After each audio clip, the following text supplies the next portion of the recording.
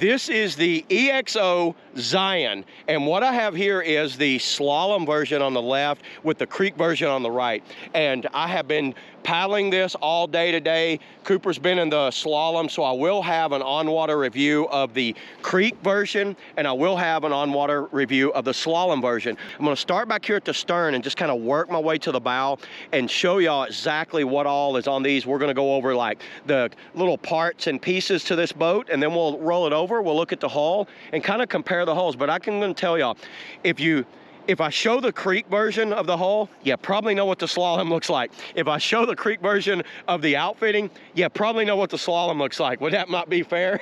That's fair.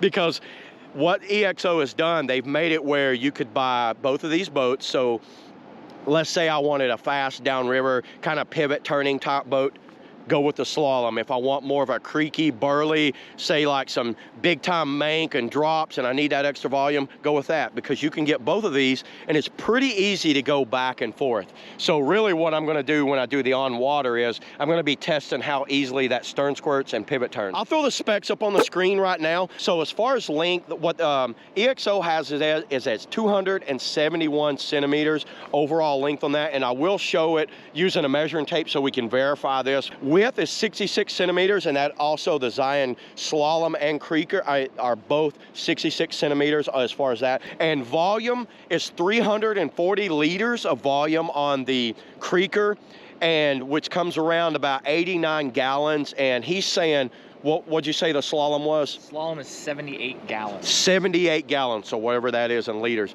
And then as far as carry weight, it wasn't too heavy. I covered that in my on water when I was carrying it around. They do have a nice little handhold in there that definitely helps out a lot, and I will show that here in a minute. They got it at 22 kg, which is around about 49 pounds. And my guess is this is probably about 47, 48, which by creek boat standards, that's not heavy, that's not light. Paddler weight, now this is where EXO is going to kind of be a little bit crossing over here. So there's a small version of the Creeker and there's a small version of Slalom. So technically there's 4 choices to have from this. The paddler weight on the large is 80 kilos to 110 kilos. Now I'm right at about 85 kilos, so around about 186 pounds right now, and I feel that is perfect for this large. This large comes in to me like a medium, like a big medium. It's not an overly big boat, and I fit, obviously jumping back and forth, they both feel exactly the same to me. Me and him are like about the same size as far as weight wise. He's a little taller, so, but as far as weight wise, I feel it fits perfect at that. So I feel that weight limit. Could it go up to 110 kilos? Yeah. What was the biggest guy you had in this? About 240 pounds. 240 is what he's saying that a guy paddled that. So there you go. In my paddling, I would say this caps at about 210 as far as cover. Now, obviously you could paddle up to probably about 280, but I'm saying for me, about 210 is about where I would stop and start thinking of a bigger boat. But you know what?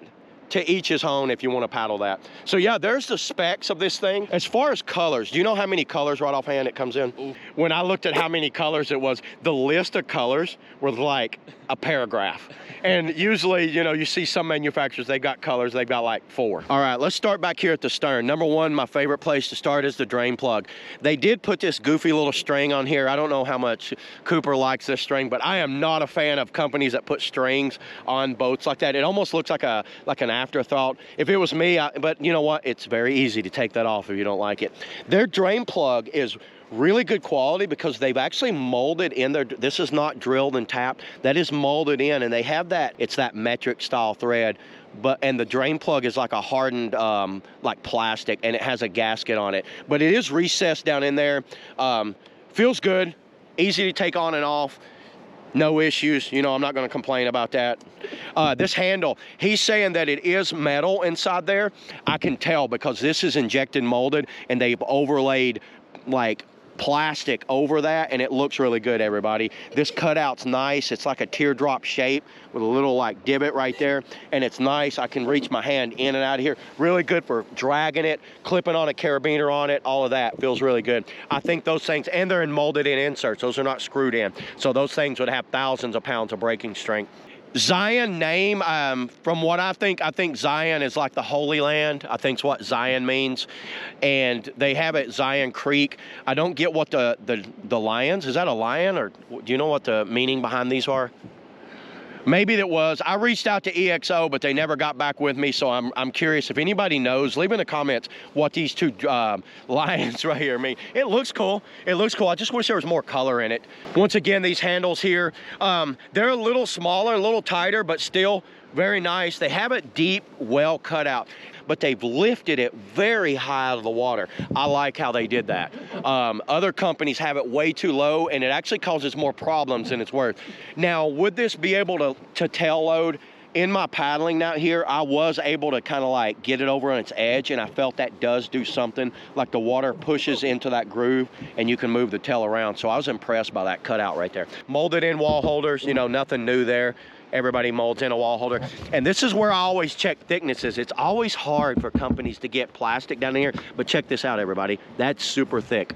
Good job. Their resin that they're using is really good. And from paddling it today, I can tell y'all that it has a feel. I can feel for resin. It has this kind of like bouncy, slick feel, but it's not like, I've been pushing it pretty hard. Well, obviously there's a lot of sand on there now, but I was pushing it pretty hard and it felt really good. Very nice on their cockpit rim. They have kiss-offs going all around. If you're wondering what a kiss-off is, it's when manufacturers put these little divots, and then what it does, think of it, it touches the rim in the back, and that's how it gets solid, especially right here. So looking at that, and they put 3 drain holes. Good job on these guys. Anytime you turn down that rim, you got to put a drain hole in there, and they have 3 back there, so it will drain on you. The combing on this is very flat, but it's deep. It's a very deep combing. My skirt fits well on there. What size skirt did you wear? Extra large. I have extra large. Do they recommend a large or extra large? I think extra large for the large, and then the large for the small. And I'm running the extra large skirt, and it fit perfect on there.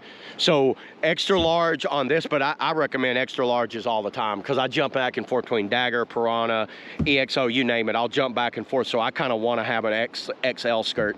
But the skirt fit really nicely on there. 3 more drain ports up here. So let me go ahead and start with the outfitting now. Now here's something. Here's maybe one of my gripes. Right in here, you notice how I have my bottle hanging right there? I will show you where he put his Nalgene bottle. The Nalgene bottle fits very nicely right up in here. Check that out, everybody. Look how his Nalgene bottle just fits right there on the side, and then a throw rope fits right there. And there is another cord right here that helps hold the throw rope on, but there's where that goes, and that goes there. Very nicely designed, very good design on that. I liked how it works. It holds a throw rope really nicely there when you put that on there. But one thing that they don't have any accessory loops back here, man. So you see what I did? I just locked my bottle on because it's not an algae bottle. It's like a little water bottle. It doesn't fit inside the holder well, so I just have to lock it on the back band. And my gear bag I've locked right here on this hip pad right here, so that gear bag works on that. So that's one thing I think that they could do, is just add, and that's an easy add. Actually, if you got this boat, you could probably add that yourself. The back band seems to be their back band. You can kind of see where there's a little bit of EXO logo in there. I didn't see any issues with it. It's interesting how they did it to the seat. It looks like they've added this. I always like seeing these things. This right here holds it down so it doesn't move up. So if you're going for like moves, it doesn't lift up on you. It is adjustable right here. And then what they've done, they've got a hook right here. It runs up under the rim, comes out right here, and it's a front pull, not a pull up and go back. This is exactly how a back band should be done. If you're using a cleat, go straight out like that, lean back, and that locks into place. Very long. They give you enough cord up here to, you know, you can make a throw rope out of this stuff, as much cord they have. That's a lot. But you know what, that was flopping around on my legs, but once I would probably just tie it up a little more if I had this boat. But other than that, once I sensed this, I don't think I've adjusted this back band once today. Once I got in and adjusted it, I never adjusted it again. That's how well this thing works. I've been really impressed. I've seen these clam cleats before. Piranha used them in the Evo, and there's a few other, I think even Spade uses something like this. Yeah. So this is nothing new, but it works. So the hip pads are a wraparound style. I'm not a big fan of wraparound style hip pads. You can see how it kind of starts going up around the top there. once I tightened this up, it has not moved. So this is all day and they're still holding well. The seat pad was comfortable. It's a little small seat pad, but I do like the fact that they have this up tilt. You're locked in right there on it. And to adjust this seat, this right here to adjust it. Yeah, you take the bolt all the way out right here and back here. And then there's 2 Allen keys on either side right here. And Yep. you just do one, or you just do 2 turns about. You don't take them all the way out and you can move your seat. And feeling around the back of this, guys, it feels like it's on some sort of like threaded bracket back there. Have you taken one all the way out? I have, yes. Yeah, it's like a threaded bracket, I take it, right? And look how they've done this slider. So what they've done, they've mounted it to the seat. So you're on this secondary slider. Actually pretty smart the way they did it. So when they mold this, that wing comes down and they're attached to that wing and you just slide on it. And it looks like you get about 3 inches of adjustment there. And obviously this is just so you could slide it back. And out of the factory, they're sending it all the way forward. And the way this boat paddled, I kind of agree with that.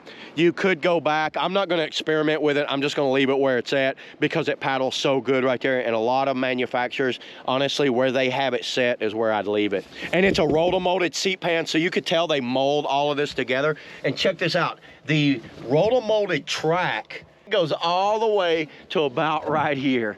And it's screwed into the wall here. And there's that bulkhead slides inside. You see how it slides inside the wall? So the bulkhead, it has a tilt to it, and it comes from the factory with foam on it. It's got one poly knob out here on the side that you're gonna adjust, but very good on that. That bulkhead was comfortable, and I like the way it felt. Good job on EXO. This outfitting's solid. We got to see some swimmers is what we need. We need some people to buy this boat and swim a little bit, and that's let me know how well boats hold up. Right? How many swimmers? I've seen people swimming, and I've seen parts of boats going left and right. I'm like, well, there's this bulkhead foam. Yeah. Unfortunately, we did test it, and they did stay together nicely. Well, there you go. He said he's personally witnessed someone swimming out of one of these boats, so he said it didn't come apart, so that's good for that. Let's go into these thigh hooks, so check these things out. Now, once again, what they've done, they've added these big, huge kiss-offs right here, or gussets inside the rim. I'm seriously like pulling, and that only went like a few millimeters. I love how they've come down, and they've actually thought this out. They've went a little edge here and a little edge there, and it just works so perfectly. And they have this foam. I bet you they spray glue that and glue it in there, and then they put these little pine tree, or these little snap rivets. And it looks like these snap rivets can be taken off with a Phillips. Have you taken one off with a flathead screwdriver? Yeah, I bet it just screws into the other half, doesn't it? Yeah. But I was very impressed. Some of the best thigh braces I've seen on it. When you mold them in, I don't have issues with molded in thigh braces if they're done correctly. And there's only a few manufacturers that have been able to pull this off correctly. And this one is really good, very impressive. And they're aggressive too. They come down and they've got an aggressive bite. They've trimmed them nicely too, because you can always look at a rim on how a company does, and that's very smooth trimming on that. So good job on the thigh braces from EXO anyway. All right, now let's just kind of like cover the shape, and I'm gonna cover the creeker, and then I'll show it beside the Slalom here. So looking at this back tail, you can see how it comes out, and it comes out to a point. So this is not a big bulbous tail that runs all the way out. Check out how it goes down, and then it flattens out, but it's not flattened out like the Slalom over there. And what they've done, they've tapered this in, and then it's not flat across, it's kind of arched. It's got kind of like an arch to it, and it runs down. I love the deck styling on this. And then it kind of rolls off right there. Very good on how it rolls off. They have some drainage ports here. I'm never a big fan of these things, but I get why people put them in there. Personally, I'd like to see manufacturers go away from using this because it creates a hinge point in a boat. So think about, you've just created a hinge point here. I am not a fan of those, but I get it. If you're gonna put your hand here to get out of the boat, you can get out, and it also drains water, technically. The shape goes down flat right here, and then it starts tapering up, but it's not like that. This is a very slow taper, and I love how they blended that line in. Another graphic up here on the top. Now looking at this top shape, it's a little bit of an arch. It's not peaked. Some manufacturers will have a hard peak, so it has more like a bubble shape on it, which is technically, when you're looking at it compared to the Slalom, look at the difference in volume. Cooper was pointing this out, where you can see it's like a little sharper here, which makes sense because they want more volume in their creeker. Width-wise, all the same. Now, as far as like rocker height, how much the rocker is, I don't have a measuring tape out here, but I will measure them when we get back on a flat surface, and I'll show the rocker on both the Slalom and the creeker, just to give you an idea where the rocker is from the parting line down. So I will show that on the stern and on the bow, because right now, I'm gonna guess, what do you guess it is? Enough. Yeah, give me a number, give me a number. I'd probably put it in the 15. Okay, he's saying 15. I'm saying 16 and a half. Okay, I like it. Each, because they both, but then looking at the Slalom, it actually looks a little higher. To me, when you look at them side by side, oh look, see what they've done? They've got rid of the drain port. Exactly what I was talking about. I love how they did this. Now that all adds stability and it makes it more rigid. I mean, it adds more rigidity right here to this area. We had found that by experimenting on boats, by the way. So you can see you don't really need it, in my opinion. I love how they did it on the Slalom. This looks like there's more rocker just from looking at it right here. He's saying it's probably because there's no top on it. It's like the muffin top's gone. Yeah. Yeah, just because the lower deck right here is coming up to the stern instead of the higher deck dropping down to the I'm gonna say you're a half-inch higher, at least. Half inch. I'd buy that for $1. 16 and a half. Hey. Look at that. 16 and a half on the creek, on the bow, on the stern, 12 even on the stern. Grab the end. Just go all the way to the end. So 8 foot 11 inches. Yeah. 12 and a half. Half inch. 12 and a half on the back. That's kind of about where I thought. You could say it's a little under a half, but I would say 12 and a half on the back. 16 and a half, it's spot on. So the only difference is exactly like what I kind of thought. That stern rocker's up just a half. Yeah. Let's do the length. Little bit shorter. We're at 8'10" and 3/4, and I think the only reason is because of how it's curling up. And I bet, yeah. That rocker, that half-inch rocker is what's changing that length. Yeah. If you think about it. What'd you say again? I said 15.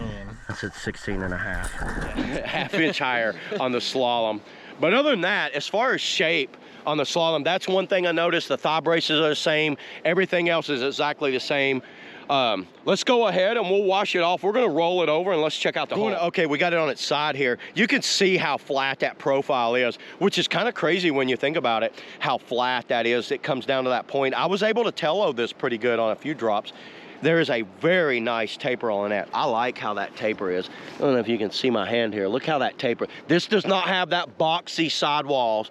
You can see it running all the way down through there. Little bit of boxiness right here, but not as noticeable as most. So looking over this thing, it's a very flat, and this paddled exactly like I thought it would once I looked at this design. It's very flat and planing back here. Little bit of a hump right here, but not much at all. And it's got a rail that starts all the way back here at the tail, and then that rail runs all the way up and starts fading out about where, like, I would think about right here where my knee is, and that makes total sense on how this thing paddled. Look how it's like more rounded off from that point down. And then you see this, I don't know if you can see it in the camera here. Here's an official measuring tool. Now what this is, I don't know if you can see it, but there's a keel line that starts, when you think it's about right here? Yeah. I would think there's a keel. Everybody, there is an actual keel line that starts right there. And look at that. That is not flat and it's not rounded. It's flat here and flat here. Very interesting. And this thing handled, when I'd come off a drop, it would hit, water would splash out. Unlike having like a wave deflector up here that kind of keeps it, it splashed out very predictable and very clean on how it came out. So it was very soft and clean on these. And then when you turned, it was easily to turn it and get it around things. And then it gets back into planing surface, because when you get it up to speed, it gets back on that planing surface. To me, it felt like it gets right here to right here and it really takes off. And just like what Cooper was saying, this thing doesn't feel like it has a top end on it. Once you start hammering down, when I start paddling faster, it really does. It gets up like that and it feels like it just planes out. Now, where that drawback was a little bit for me is on these very tight, hard eddy turns. There's not a rail up here that I'm used to. I'm used to paddling boats with rails from end to end. This has more like a hybrid rail because it's here to here, and then from here up, it's very soft, so it keeps coming off of rocks a little smoother. But it does, like, you need to kind of adjust your style and get up. My cross bows were a little off today, but after about maybe 3 to 4 rapids, you really figure out what this boat's gonna do, and you can kind of see how the rocker profile goes when it's rolled over. More of a progressive rocker, the way it just kind of rockers like that. There's no sharp kickoffs on these. Definitely something different. I've paddled a lot of different boats, and so has Cooper. I know I say this with a lot of boats I review. It doesn't paddle like anything I can think of right now. I can't even compare it to anything. It kind of paddles in a class of its own. So one thing Cooper was pointing out on the Slalom, not only do I think it has more rocker up here, this thing has like that little kick down stern turn, so it comes out and the stern, if you rub your hand down it, you can feel it. It kind of kicks like that. So the Slalom has more like that stern kick, and what that does, that helps when you're coming out of drops. It doesn't let it squat down so much. It kind of slows down that momentum of getting it up and in like that. So I think that works. That's on several models now, and I like it. So yeah, everybody, that's the walkthrough on the Zion Creeker and the Zion Slalom. I'll leave links below on where you could pick one of these up or get a hold of Cooper, how he has one of these. Right now, I think he's the only U.S. importer, right? There's no one else. Yes. So if you're interested in the EXO Zion, you're gonna have to go through him. Maybe once they start getting out there, someone else is gonna be like, hey, I wanna get some of those in. And we do, if you wanna check them out or try one, you can come by the Whitewater shop in Long Creek, South Carolina, and try one out on the Chattooga River. So yeah, pretty much that's it, everybody. That's all I got today on the EXO Zion, just creek and slalom. Big thanks to Cooper here. Yeah. Let's get some on-water reviews going. I will leave links to the on-water review of both of these at the end of this video if you guys are interested. So yeah, let's get to it.